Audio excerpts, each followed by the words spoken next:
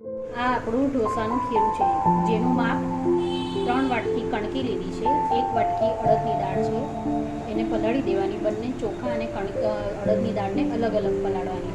પછી આખી રાત પલાળી ને સવારના તમારે એને ક્રશ કરી લેવાનું. ક્રશ કરી લીધા પછી એને 1 દિવસ માટે આથો લાવવાનો. જો આવી રીતના આથો આવી ગયા પછી આ ખીરું આવી રીતના થઈ જશે.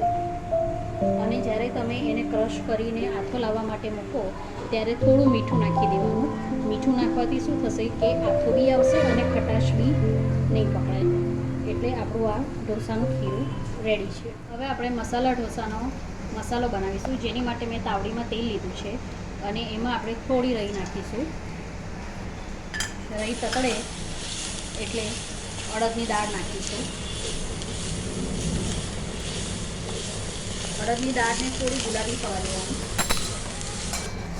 સ્લાઇટ ગુલાબી થાય ત્યાં સુધી એને સાતળવાની. એનો કલર થોડોક સ્લાઇટ લાલાશ પડતો આવે ત્યાં સુધી સાતળવાની, તો ખાવામાં મજા આવે. અડદની દાળ ગુલાબી થઈ ગઈ છે તે એમાં આપણે આદુ અને લસણ ક્રશ કરેલી નાખીશું. એ થોડુંક સંકળાય, 2 મિનિટ જેવું સંકળાય એટલે એમાં આપણે ડુંગળી નાખીશું. મીડિયમ સમારેલી ડુંગળી નાખીશું. ડુંગળીને આપણે ટ્રાન્સપરન્ટ થાય ત્યાં સુધી કરવાની છે. ડુંગળી ટ્રાન્સપરન્ટ થઈ ગઈ છે. ડુંગળી થોડી ટ્રાન્સપરન્ટ થાય એટલે એમાં આપણે મીડિયમ સાઇઝનું સમારેલું કેપ્સિકમ ઉમેરીશું. કેપ્સિકમ સતળાય એટલે એમાં આપણે થોડી હિંગ નાખીશું, થોડું લીલું મરચું નાખીશું, થોડી હળદર નાખીશું, ધાણા જીરું નાખીશું અને બધું સરસ મિક્સ કરી લેવાનું. હવે થોડુંક મીઠું નાખીશું. એમાં બધું સરસ સાતળી લેવાનું.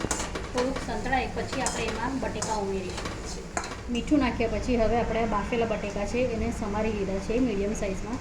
એને હવે આપણે આમાં ઉમેરી દઈશું અને બધું જ મિક્સ કરી દઈશું.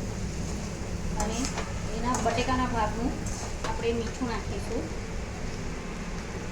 આમાં તમે ખાંડ ઈચ્છો તો નાખી શકો છો. અમારા ઘરમાં થોડું ગળપણવાળું ભાવે છે એટલે હું અડધી ચમચી ખાંડ નાખું છું. આપણે બધો મસાલો મિક્સ થઈ ગયો છે. છેલ્લે એમાં આપણે લીંબુનો રસ નાખી અને બધું એક સરખું સરસ મિક્સ કરી લેવાનું. અને આપણો મસાલા ઢોસાનો મસાલો તૈયાર છે. સંભાર બનાવવા માટે બાફેલી તુવેરની દાળ લીધી છે, જે મેં મીઠું ને હળદર નાખીને બાફી છે. હવે એનો વઘાર કરીશું. તો આપણે તાવડીમાં તેલ લીધું છે, એમાં આપણે રાઈ નાખીશું, થોડી ચણાની દાળ, થોડી અડદની દાળ, એ બધું નાખીને સરખી સ્લાઇટ ગુલાબી થાય એવું સાતળવાનું. સરસ ગુલાબી જેવી સતળાઈ જાય એટલે પછી એમાં આપણે હિંગ નાખીશું. સ્લાઇસ સતળી ગઈ છે રાઈની. હવે એમાં આપણે હિંગ નાખીશું. હિંગ નાખી અને આપણે હવે આ કાંદા, ટામેટાં અને લસણની ગ્રેવી બનાવી છે એ આ વઘારમાં ઉમેરી દઈશું.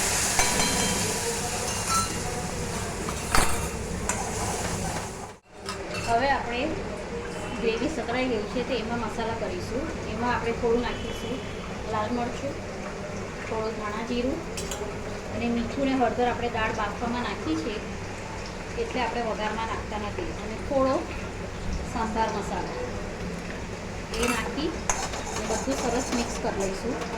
અને સ્લાઇટ પાણી નાખીશું કે જેથી આપણા મસાલા બળી ના જાય. હવે આપણી ગ્રેવી સરસ સતળાઈ ગઈ છે.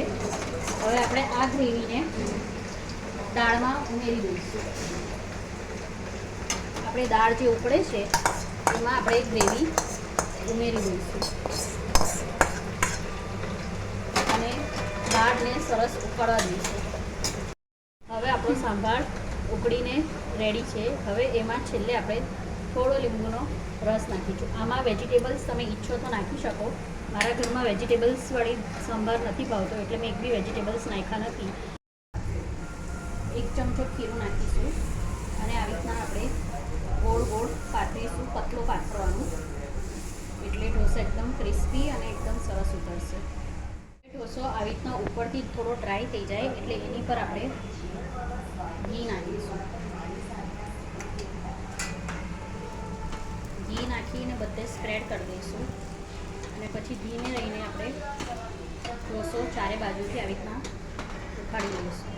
જો તરત જ આપણો ઢોસો ઉખડી જાય છે અને જરાક ફેરવી દઈશું આપણે. સ્લાઇડ બીજી બાજુ બી સ્લાઇડ થઈ જાય એટલે આ બાજુ બી આપણે થોડું ઘી લગાડીશું. ઘી લગાડવાથી ઢોસાનો ટેસ્ટ બહુ જ સારી લાગે છે. હવે એને ફેરવીને આપણે જે મસાલો બનાવ્યો હતો એ મસાલો મૂકીશું આપણે.